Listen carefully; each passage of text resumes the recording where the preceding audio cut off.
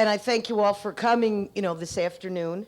And you've probably seen more of Corrine Wood lately than all the other candidates combined, and that is by design.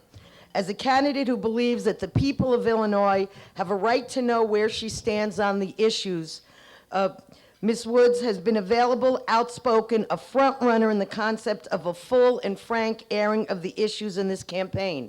You've seen her at press conferences to unveil her plans to tackle issues that matter to Illinois, issues like education, economics, O'Hare expansion, and protecting a woman's right to choose. And I have a lot of other wonderful things like that that I could say about her, but those are things that you know, that you read in the paper, and that you see on television, and you see on her ads, and you hear on the radio. But let me tell you a few things that I know personally. I have a school that I've adopted on the South Side, Doolittle Intermediate School, 5th through 8th grade, 100% below the poverty level, 100% African American are the students. And these students have a problem attracting teachers there, keeping teachers there. We're a very, very poor school. And I went to the lieutenant governor and said, could you come out and talk to the girls at my school and make them feel good about how they have a chance and that they can succeed? Can you come and talk to the teachers and let them know how much you appreciate the fact that they're teaching in a school that is not one of these beautiful north side schools with computers and swimming pools and air conditioning? And even though it was during the campaign in January, where she's going to then be speaking to 5th to 8th graders who can't vote for her, she took time off from the campaign to come out to my school and spoke to an auditorium full of young girls and let them know that they have a chance. It doesn't matter that maybe they're starting off a little bit less than the rest, a lot less than the rest of us, but that the state of Illinois cared about them, and she took their questions, and she stayed at my school for a couple of hours. And it was incredible, the impact that she made on these young girls. And then when it was time to unveil her education platform, did she go to some fancy place? No. She came to me and said, can I come back to Doolittle, to a school where I know it'll be important if I'm there? And that's where she unveiled her education campaign. And this kind of stuff you don't hear about in the paper, because they don't want to cover all the good stuff. So I could read this speech talking about O'Hare and women's right to choose and everything else. You can get that on your own. But to find out what she does at Doolittle and other places, you have to hear it from people like me. And that's why she's so special to me, and I know I'm not supposed to be, biased, but, why don't you pull a Republican ballot and vote for this woman who is now the lieutenant governor and hopefully is the next governor of the state of Illinois.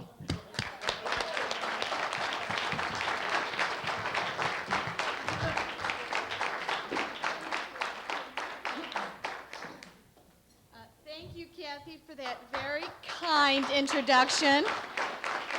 The enthusiastic introduction and the personal introduction. I do note that I am sitting at this table in the middle of Kathy and Jay. Kathy is to my right and Jay is to my left, and as usual, I am in the middle. But I am thrilled to be here. Thank you, Jay, for everything you do for the City Club of Chicago. And thanks to all the members for giving me an opportunity to be able to once again address you and talk about the upcoming governor's race. And it is a very important race. And we have some very, very important choices to make just in the next couple of weeks. Now, because I'm sure that many of you are loyal City Club members and you've been attending many of the candidate lunches, you know that most all the candidates for governor in this election are talking about issues. And they're talking about similar issues. They're talking about issues that voters care about.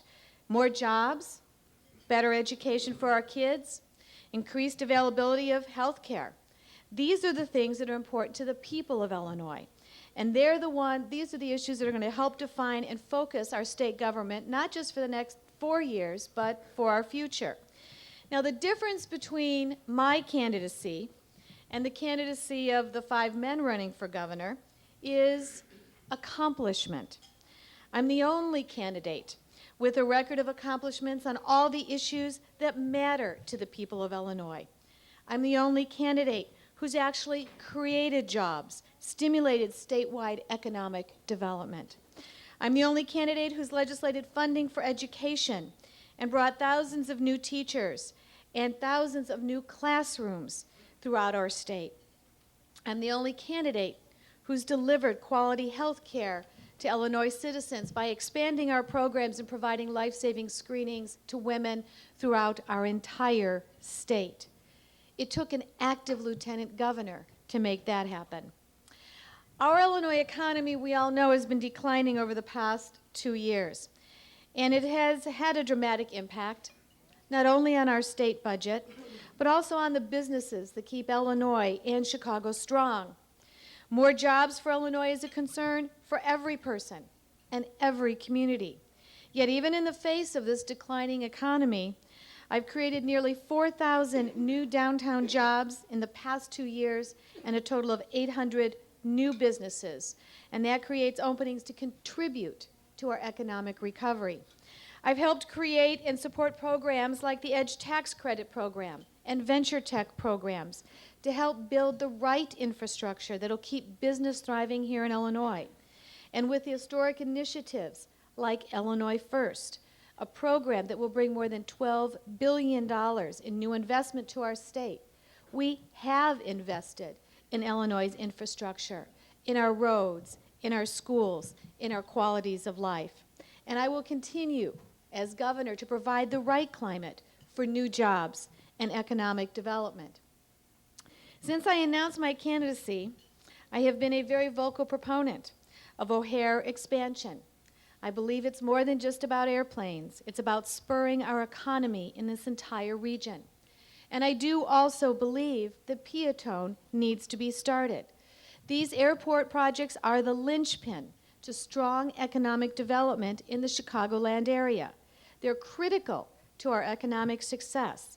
And we need a governor who will move swiftly and steadfastly to take O'Hare and Peatone and their expansion off the political bargaining table and to put them in motion.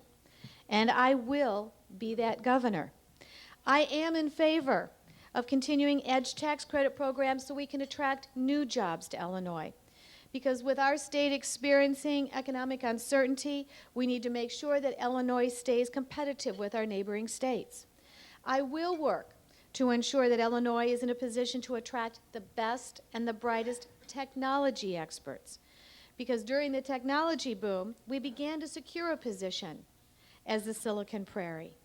We need to expand the outreach to the technology community to ensure that our research of new technologies will result in advances to benefit the entire Illinois business community.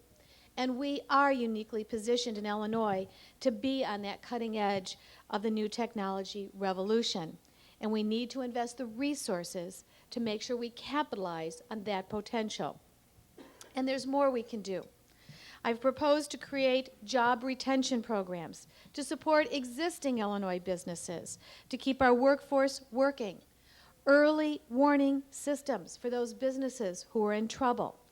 I'll create small business initiatives to help entrepreneurs start up small businesses and expand successful businesses to keep our workforce strong. And I also propose new job creation teams to bring experts in the areas from high technology to manufacturing to Illinois so we can continue to build upon our business infrastructure. And I believe that building a solid economy and new jobs takes working with business leaders so we can capitalize on new ideas and growth initiatives. I will expand Illinois' efforts to bring new tourism dollars to communities throughout this state that focus on the needs not only of individual tourist industries, but also how we can tailor our support for all of our tourism throughout Illinois. There are cities and towns all across Illinois that are ready for downtown revitalization. And that's why I'm committed to continuing a very successful program in our office called Illinois Main Street, where we provide the planning and the support necessary to sustain the economic growth throughout all the regions of our state. But I also believe that education is a key to a strong economy. With good job training opportunities, Illinois workers can be armed with the tools they need to sustain a lifetime of professional development. And in today's fast-paced world, employees need to keep ahead of the curve. And that's why we devoted 51% of all new revenue for the past 3 years to expand education and expand job training. And that's why I've pledged to continue the funding of education and job training at this level, so we can also help businesses train and retrain their employees. Now, as a candidate who believes that improving Illinois education is the most important challenge facing the next governor, I know that I'm also the only candidate in this election with the experience to grow educational opportunities here in Illinois. And it's a time for real leadership in education if we intend to make a real difference. An outstanding education is critical to providing our children with the tools that they will need to live the American dream. And I don't just mean education for a few communities in Illinois. I mean education for everyone in Illinois. As a mother of 3 school-aged children, and as the first in my family to graduate from college, I believe that education is the key to success. And I want to make sure that every child in our state has an opportunity for that first-rate education, has an opportunity to live that American dream. Many of our school systems across the state still cannot make ends meet.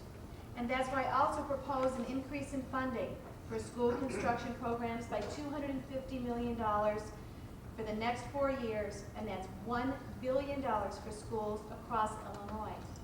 And that funding will allow us to reduce the class size, and it will guarantee that Illinois classrooms are safe classrooms.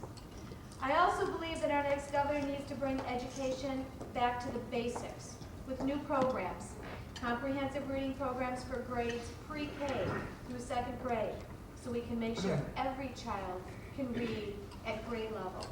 And I also continue to support new programs for before and after school care, because for many, learning doesn't end at 3 o'clock in the afternoon. And we also know that learning doesn't begin at age 5. So I support preschool for parents who choose it for their children, and greater funding for early childhood education programs. In fact, 86% of Illinoisans agree that providing early childhood education programs on a statewide level will produce more productive people because of an increased focus on education throughout the entire life of the child. So we need to make sure we're filling that need right here in Illinois. I will also work to make sure that families can make ends meet when it comes to college expenses. In the last few decades, tuition and fees at our institutions of higher learning have nearly doubled. But at the same time, our state scholarship program has increased by less than 50%. That's why I support increases to our monetary award program. It's why we... He must have liked that one. It's why we need to increase for these programs so that we can rely less heavily on college debt progress. I support also the goals of the Illinois Community College Board so we can increase enrollment in adult education courses by 10% in the next year.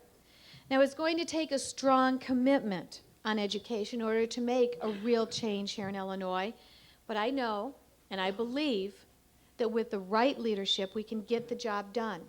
And that's why, as governor, education will be my #1 priority. But I also believe that the key to a strong candidacy lies in a candidate's diversity of experience. And Illinois needs a leader, needs a governor that has experience on many issues building a better Illinois. That's why, as lieutenant governor, I provided leadership in many areas, from business development and education to the environment, rural affairs, domestic violence, and health care. And I'd like to give you just a quick preview of my health care plan.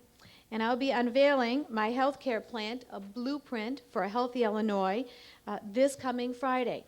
And again, it's because no matter where I travel throughout the state, when I listen to what people have to say, they have a real concern about health care. I believe that Illinois deserves programs that provide a blueprint for a healthier Illinois. And as a community activist, as a state legislator, and as lieutenant governor, I fought for programs to make sure that everyone in Illinois has a better opportunity for quality health care.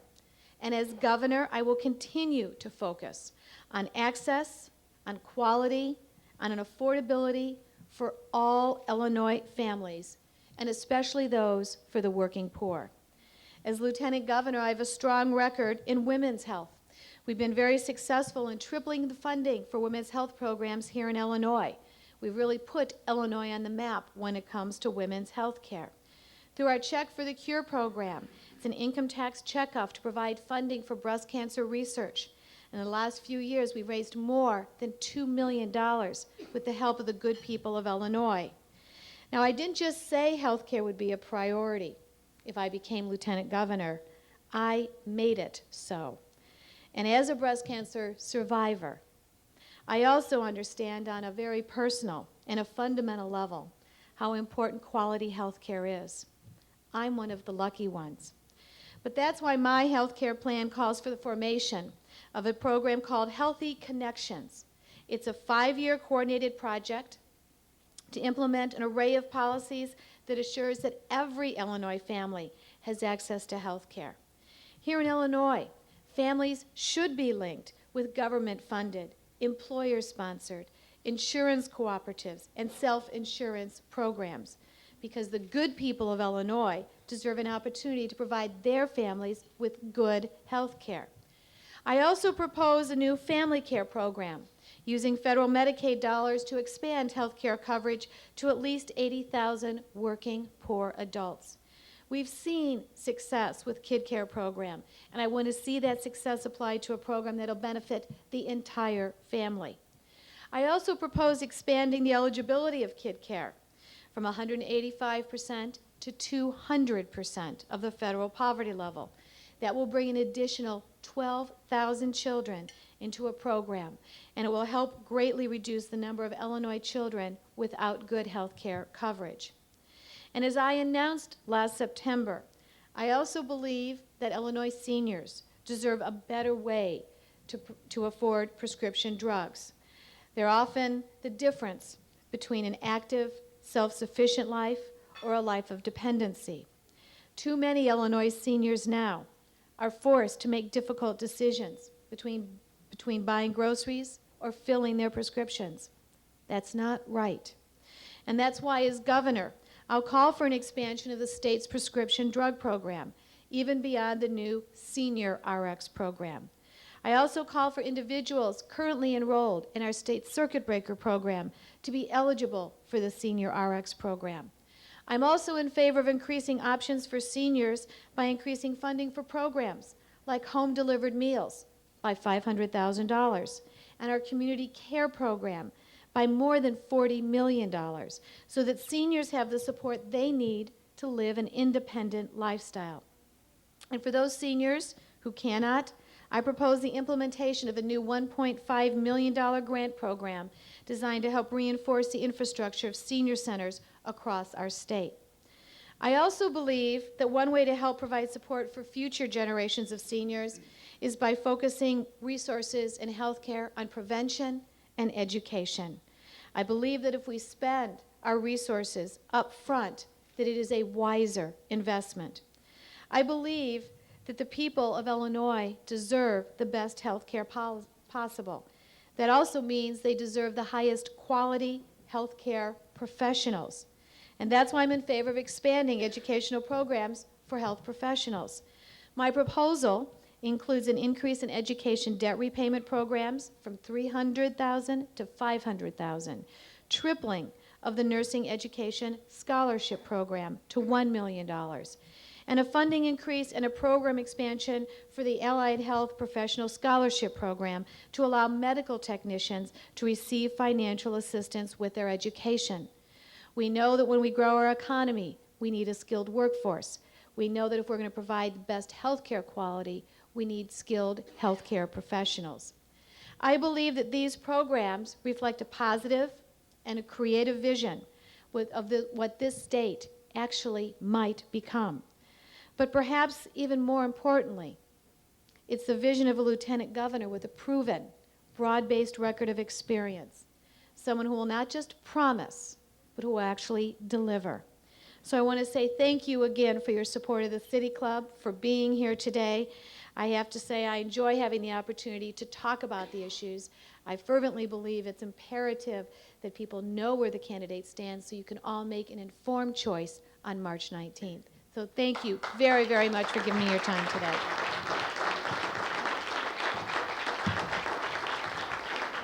You actually stay here. Guests can line up in the, oh, look at that nice little thing here. That's right, what's that line, a mosquito in bed? Yeah, that's why the short people know about that. When you line up at the microphone to ask a question, state your name and your organization clearly. By the way, for those who feel badly about not hearing my real speech, send me an email, kathyposner@aol.com, and I'll email you all the wonderful things that were written about her that she spoke about, whereas you know I spoke from my heart. So I will, Ms. Joyce, you may go first. I will get out of the way and Thank you, Kathy. You can also check out our website, woodforgovernor.com, in case Kathy's introduction isn't enough for you. Corrine, I feel I've seen you here so often, I can call you by your first name. Absolutely. I'm Joyce Saxon. I'm on the Board of Governors of the City Club of Chicago with Kathy. I asked Jim Ryan this, and I wasn't really happy with the answer. And maybe if it's a bum question, tell me, Corrine. He also talked about expanding education, smaller class sizes, more teachers. But where's the money coming from? Because we are not exactly flush. Have you, and he said, well, I'm going to rework the budget. Well, a budget isn't that elastic. Do you have some plans on what to do with the budget to squeeze this money out? Yes, I do. First of all, I've said that if we're going to make a priority of education, we need to put our dollars where our mouth is. And that means committing 51% of all new revenue to go to education and workforce training. Now, in the last 3 years, that's resulted in more than $1.5 billion new dollars for education. But also we know our economy is slowing down and our revenues are not growing as fast, so we have to look at other ways in which we can squeeze more out of our budget.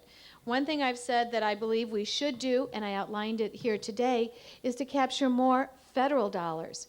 Even in education, with President Bush's new accountability plan, I'm going to tell you, I'm going to be the first governor knocking on that door to make sure we have access to the federal funds so we can implement some of those accountability programs.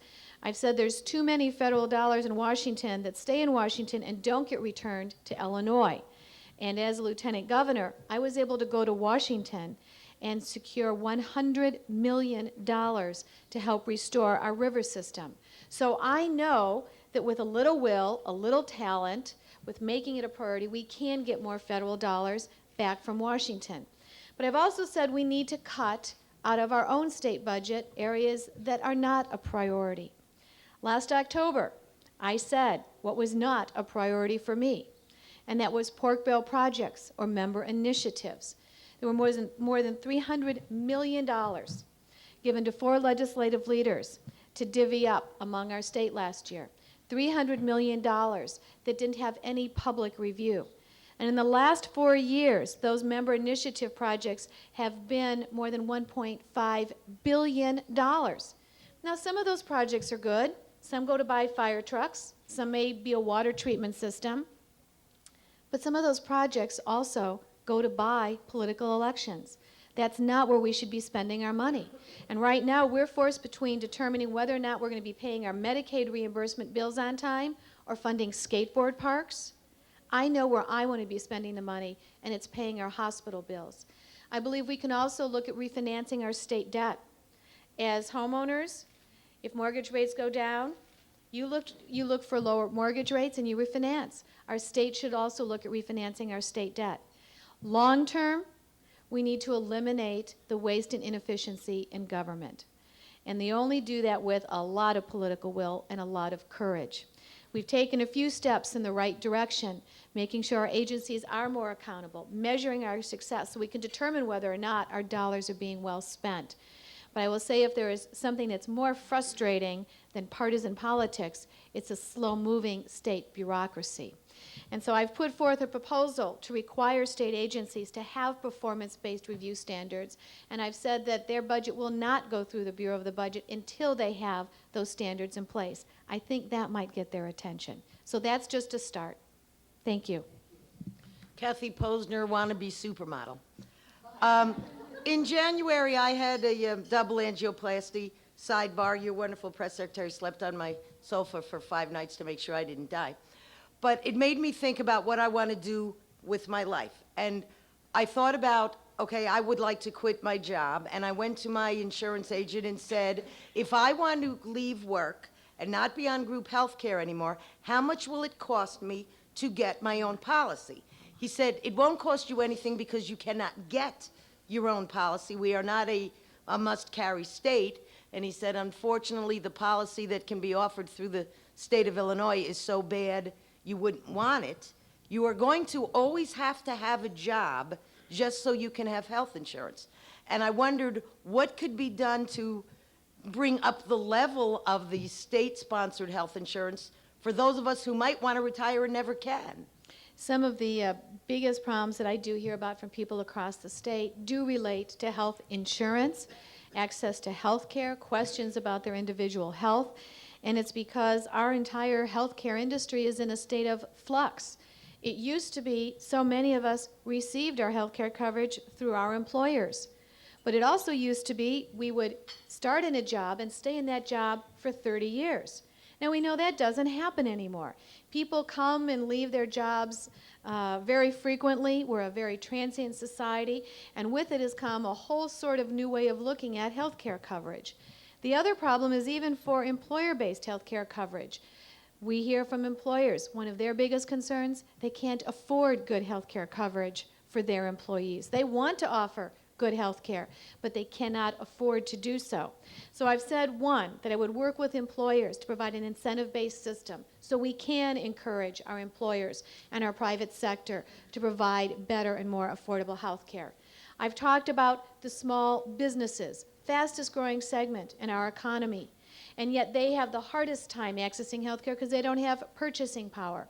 What I want the state of Illinois to do is to look at a health insurance purchasing cooperative for small business owners, which, by the way, are primarily women and minorities, so they too can have good and decent health care coverage. I've already talked about increasing federal payments for Medicaid and Medicare and how my plan can bring more of those dollars back to Illinois. But the one issue that continues to, I'll say, haunt us here and throughout our nation is the growing uninsured. Now, if we increase employer health insurance, that's great. Increase some of the reimbursements from government-sponsored plan, that's great. But what are we going to do about people who are working poor or people who can't access health insurance? It's why I do support programs like Kid Care, like Family Care for the parents of the children who don't have access to health care. It's why I support funding a program in Illinois called CHIP. And the CHIP program has been very, very popular because there are too many people that can't get health care anywhere. That's the good news. The bad news is it's so popular we've used up all the funding. And I think that even in these tough economic times, you've got to make tough decisions. The last place you want to be cutting back is on social service programs and health care programs. Because in tough economic times, when people lose their jobs and lose their health insurance, this is when they need that additional support. So, Kathy, I will work to increase the funding for that program. For people who want to quit their job. No, we want to create more jobs. More jobs, Kathy. Well, if I quit my job, then there's my job. Madam Lieutenant Governor, you've released an ethics plan. It says the voting records will be on the internet, but it doesn't say whether their ethics statements will be on the internet. Secondly, the Attorney General is supposed to, under the Lawyers' Code, assist in policing lawyer-legislator misconduct. There are members, 3 of them that I know of, that have engaged in lawyer-legislator misconduct. Will you put the ethics statements on the internet to track conflicts of interest? And why do you think the Attorney General won't police lawyer-legislator misconduct? I know the 3 members. You know who they are too. One of them is the chairman of the Democratic Party, one the chairman of the Republican Party, and the third is a man who selects the U.S. attorneys in this state. They all didn't put their assets in a blind trust. Could you address this? Sure. Thank you very much. My name is Victor Crown. I'm the assistant editor of Illinois Politics Online, and we'll be releasing something next week. I can't wait, Victor. First of all, let me say it was last fall I unveiled an ethics and campaign finance reform proposal. It was titled Restoring the Public's Trust, because that's really what this is all about. And my ethics plan, which called for greater disclosure, limiting the transferring of funds between legislative leaders, requiring a prohibition on state employees donating to candidates' campaigns, perhaps even moving up the date of a primary so we don't have to campaign for an entire year. These were all contained in my ethics proposal, which I believe are on my website, woodforgovernor.com. And these proposals were embraced by most all the good government groups, and I was very, very pleased of that too. And unfortunately, it's no secret that in Illinois, we're the wild, wild west of politics, and just about anything goes. And unfortunately, that has not only led to a spirit of corruption in state government and in city government, but it's also affected voters and turned them off in believing in our public officials. I actually, before I became a legislator, put all of our assets into a blind trust. When people asked me why I did that, I said, you know, I don't want anyone ever questioning my vote on a certain bill. I don't want anyone ever questioning my responsibility to be free and impartial when I vote on legislation. It wasn't required by state law. I'm probably one of the very few people that did it. But as a public official, I do believe we are held to higher standards. Now, I can't really answer why the Attorney General hasn't looked into the two of at least the three legislators that you speak of, other than the fact that they are endorsing and supporting his candidacy. And I will also say that of the four legislative leaders, they control millions of dollars of funds to elect legislators. And when you consider that a legislator's salary is $65,000 a year, and some of these races for the legislature cost more than $1.5 million, where do these people get the money? They get it from the legislative leader PACs. And although I do believe that everyone is well-intentioned when they go to Springfield, how difficult is it to remain independent when you know the bulk of your election funds come from a particular individual? And that's why I proposed limiting the funds that these legislative leaders can donate to campaigns. They're not very happy with me about that. I also said that in order to restore the public's trust, we should put a prohibition on accepting contributions from state employees. And as a lieutenant governor, that's what I have done, not just for my employees, but also for employees of the governor's office. I believe, again, it's the step you take to show that you are above and beyond reproach. Now, unfortunately, the Attorney General accepted more than $250,000 from his own staff in the Attorney General's office. And even with a call to stop the practice of accepting employee contributions, he still accepted at least 10,000 contributions. He couldn't admit how much they were. He didn't seem to know. Now he says he actually might give them back. So the ethics statements go on the internet? I think the ethics statement should go on the internet. I believe in full disclosure. I've also said that I would reinstitute an ethics board, which was eliminated under Governor Ryan, and that ethics board will do more than just review statements. It will be a proactive body. Should Jim Ryan make the referrals then? Should he make the referrals?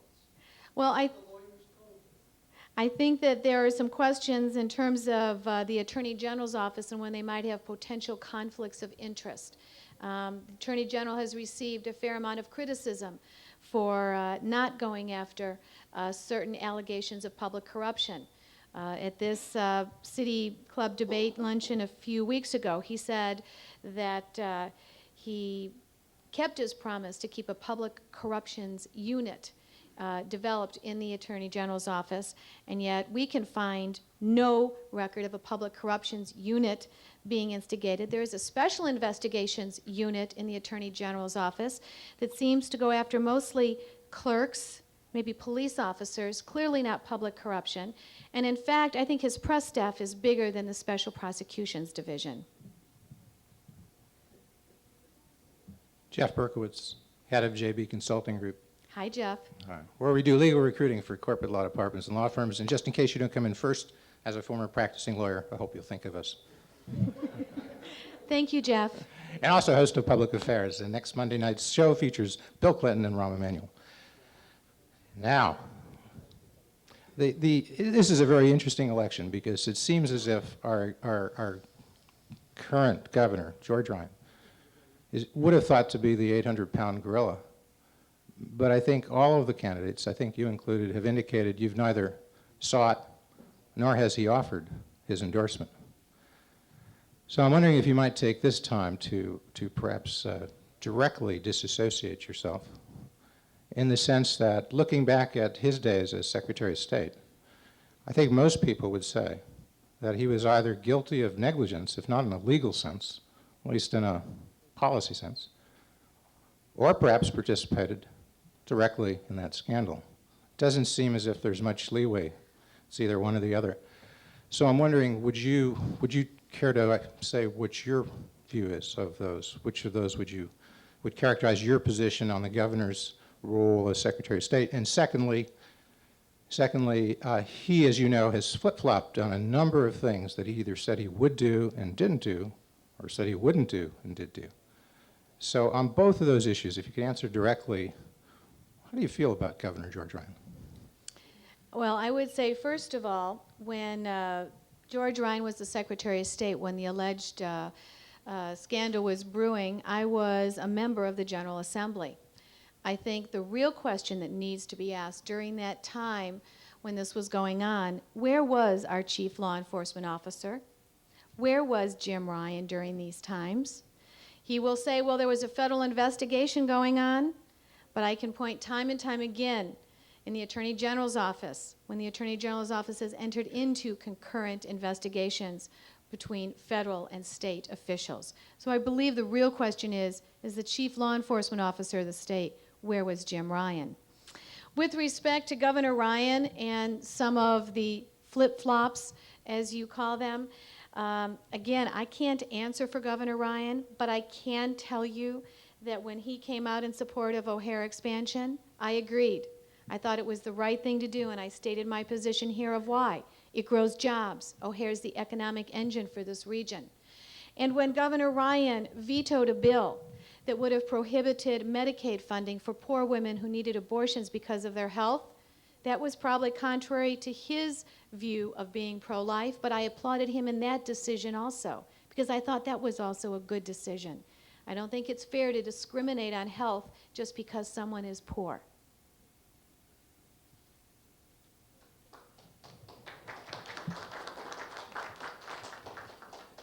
Hi, Corrine. I'm here to talk about a different issue than we usually talk about, but around TANF reauthorization. It's such a critical time, and those of us that do a great deal of work in this are concerned that out of Washington we're seeing a new emphasis on caseload rather than poverty reduction. And Illinois has done so well in terms of getting all our TANF dollars spent, which most other states have not been able to do, in part to such an excellent child care program. But as you look forward, what do you see the state being able to do, A, to get more TANF monies in, and then to ensure that we try to reduce poverty and not kick people off the rolls who are coming up to their 5-year limit? And then finally, where do you stand on, the emphasis on marriage? There's many of us who think that Bush has the data the wrong way around, that if you alleviate poverty, you have higher marriage rates, rather than if you get people married, that will pull them out of poverty. But if you could respond to those. Sure. Well, I am proud of the record that we have in Illinois of moving people from welfare to work. We also have to recognize that as we do this, it's not going to happen overnight. Our welfare system created decades of dependency, and it's going to take more than just a few years to make sure people are self-sufficient. and have the value of work to lift themselves up. So I am a very strong proponent of our welfare to work programs here in Illinois. And I think one of the reasons why they've been successful is because we recognize it doesn't happen overnight, and there needs to be a certain amount of support if someone is going to move to self-sufficiency. And that support includes education, funding for education. It includes transportation so people can get to jobs, job training programs. It also includes child care. I've been a very strong proponent of providing child care payments to people moving from welfare to work because no mom is going to leave her kids at home or in an unqualified daycare center. So we, I think, in the last few years have recognized we need to provide a support system as we transition people from welfare to work. We are now coming up on close to the 5-year limit. And there are some people that may not make the 5-year limit. And I've said in certain circumstances, it may be justified to stop the clock. One example is domestic violence. Victims of domestic violence oftentimes face a whole lot more than just being physically abused. It's often many other problems that can keep them from being gainfully employed. The other thing I think we need to recognize is as we move people from welfare to work, and they are now probably classified as working poor, we need to continue to provide some of those support services. That's why programs like Kid Care and Family Care are so important. It's why it's important to continue educational credits so that people can continue not just to get an entry-level job, but continue to get paid for more and better jobs. And I also do support an earned income tax credit. We should be promoting people working and getting better jobs and higher paying jobs, not penalizing them. Did I hit all 4? Okay. The last one was just whether you think Illinois should be promoting marriages by spending money on that versus other support programs. I think there's a lot of support programs that we need. I mentioned education, transportation, child care. For many people on welfare, there are issues that deal with mental illness, substance abuse, alcoholism. Oftentimes there's many reasons why someone may have been on welfare. I do also believe that by having strong families, we can build a stronger Illinois and a stronger country. And I will point to one particular statistic. When we talk about education, and we've talked a lot about money for education and teachers and classroom sizes, the number one correlator of children who do well are children that have involved parents. So if we can encourage loving and supportive environments to encourage our children to do better, if we can provide more family support, yes, I think it'll strengthen our society. But I will also say that the word family means different things to different people. I'm Rick Harnish. I'm the Executive Director with the Midwest High-Speed Rail Coalition. I'm very glad that you're supporting increasing aviation capacity. That is very crucial for the region. But there's one piece that's been missing from all the discussions, and that's a train station at O'Hare Airport. Modern airports around the world have started using both commuter and regional rail, and I know Mr. Hood disagrees with me on this, but to get people to the airport, it is going to be built? I'm sorry, I didn't know that. Yes! Yes! Okay, I got a whole different question. He might not like it, but it's going to happen. Thank you for correcting me on that. Let me start again. There are lots of communities that want better rail service. Some of them have it, some of them just plain don't, like LaSalle, Rockford, and Rock Island. The most practical way to get rail service to these communities is to expand Metra, but there's this artificial 6-county boundary. As governor, would you consider creating a new statewide rail authority so that we can get rail service the communities need? When I've talked about economic growth and opportunity here in Illinois, I've said that we have to have an infrastructure to support it, and that means a transportation infrastructure, whether it's air, whether it's road, or whether it's rail. Something that I think that we haven't done very well here is to have a comprehensive transportation policy. We tend to think in terms of airports, in terms of concretes, and in terms of rail, when actually the whole transportation system should be linked together. So something I've said that I wanted to do, whether it was with the Toll Highway Authority, the Department of Transportation, was to provide a better coordinated approach and a more comprehensive approach to transportation. And when I talked about expanding O'Hare, I barely finished one sentence before I said, and in addition to building the runways, we need to improve the roadways around O'Hare. You can't pretend to increase the capacity at O'Hare and not deal with the roadways and the mass transit issues around O'Hare. Yes, I also support extending rail beyond the six-county area. The mechanism we can look at, but we have met with some of the people out in the Rockford area, and as our northeastern Illinois area grows, we need to start planning now of how we're going to deal with that growth. And so yes, I support an expansion of rail out towards Rockford. I also am a proponent of high-speed rail, and right now in the Midwest we have an opportunity with legislation in Washington to be the next recipient. And I think it's long overdue, and again, this is another way in which we can lay a better infrastructure foundation for growing jobs here in Illinois.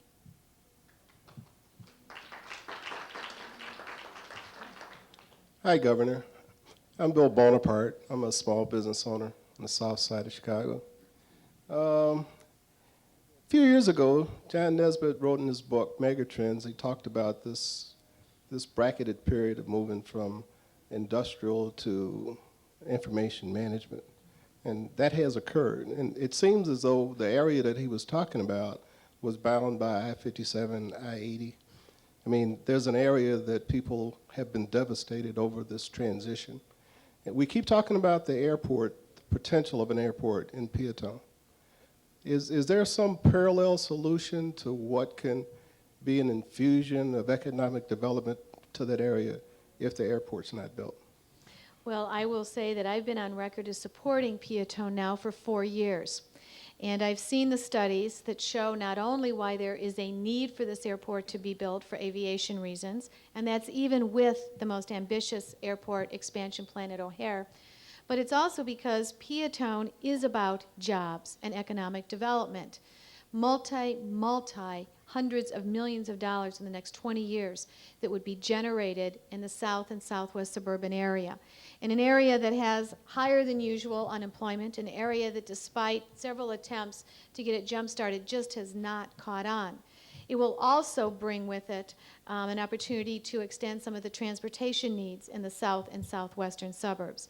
So I am a supporter of Peatone, and if I was at the negotiating table right now, I would make sure that we looked at all of these issues as we talked about O'Hare. The roadways, the rail, the third regional airport, keeping Meigs Airport open, because let's face it, we've been arguing about this for 20 years. It may be another 20 years before we have a chance to sit down and fashion a solution for many of these programs. But if Peatone, and I still believe Peatone will be built, and if I'm governor, it will be built, but there are programs like EDGE tax credit programs, tax increment finance districts, enterprise zones, community job development corporations that can go in to deal with job force issues, making it a more financially sound place to do business. I mean, those are the types of programs I think we need to be proactive with if we're going to make sure the south suburbs, southwest suburbs join in some of the economic prosperity that most of us experienced the last few years. Okay. We're right at the end. Oops. Is yours a quickie? Quick. It's a quick question? Okay, not quickie, sorry. Quick question, okay, go ahead, and this is our last question. Virginia Mann, Corporate Communications and Public Affairs Consultant, and a moderate Republican. For the years that moderate Republicans were in the governor's office under Jim Edgar and Jim Thompson, it seemed to me that they did little to build the base for moderate Republicans in the state. When you are our governor and the leader of our party, what will you do differently? Well, I have said that I believe our Republican Party is at a crossroads and that we need to be reaching out. We need to be reaching out to women and minorities. We need to be reaching out to people who have a greater tolerance of opinions. And if we don't reach out, we're not only not going to be successful in elections, but I really fear that in a one-party state, we're going to see an imbalance that most of us probably don't believe is very healthy. So I will continue to reach out across ideological lines, and I've said what we need to do is to agree where we disagree, find out the areas that we do agree upon and focus on those. And I think that's how you rebuild a party. That's also how you add people to elections. And that's how you will also win not only in March and in November. And what we've seen in our campaign so far, and I said it was going to be a different kind of campaign and bold and sometimes courageous, it has certainly been exciting because this is the first real Republican primary for governor in 30 years. First real Republican primary in nearly 30 years. And I am running so that people can have a choice, so that decisions of who is going to be our anointed candidate can't just be done in back rooms. And what I'm hearing from people all across the state is, thank you for running, thank you for giving us a choice. You believe in exactly the same things I do. You're fiscally conservative, you're socially moderate. I haven't had anyone to vote for before, but I'm coming out in this election and I don't normally vote in Republican primaries. That's how you rebuild the Republican primary party. Primary party. I had said last question, but it looks like Jeff Berkowitz has one, and he has a television show, and he might someday want me as a guest. So if I said to him, no, you can't come up and ask the question, I have no chance of ever being a guest on his show. So if it's your promise, it's just a real short one? Short one, Okay. very quick. Vouchers? One for the road. No, not vouchers. I'll do it if you want, but we've heard that answer before. This is one I think I haven't asked. Jeff Berkowitz, women's issues. Some people say one woman's issue is the right for a woman to defend herself especially against the violence from men who on average tend to be stronger, on average tend to be stronger and bigger. And not that woman, okay, but others. In any case, they suggest that an equalizer would be the ability to possess a gun to use to defend themselves against the bad guys. In the city of Chicago, I understand it's illegal to own a gun. And I wondered if you thought a woman should be allowed to own a gun for self-defense in the city of Chicago. And is that a woman's issue? I think violence and protection is not only a woman's issue, it's a man's issue. There are many issues that impact both men and women. They might impact women a little bit more greatly. But no, I don't believe the answer is more guns. I do not support concealed carry laws. And I'll give you an example of why I don't. I was recently asked a question regarding a woman who had been shot and killed by her boyfriend, even though she had an order of protection entered against him. Clearly, she was a victim of his violence. And I was asked, well, gee, if she had a gun, wouldn't you, support having concealed carry so she could have defended herself? And I said, no, I don't believe that's the answer. The answer is better enforcement of the laws that we have on our books. And if someone had taken that order of protection seriously, if we had been able to close some of the loopholes we have with our gun laws, like the gun show loophole, maybe this boyfriend wouldn't have had the gun in the first place. So I believe in better enforcement of the laws we have on our books.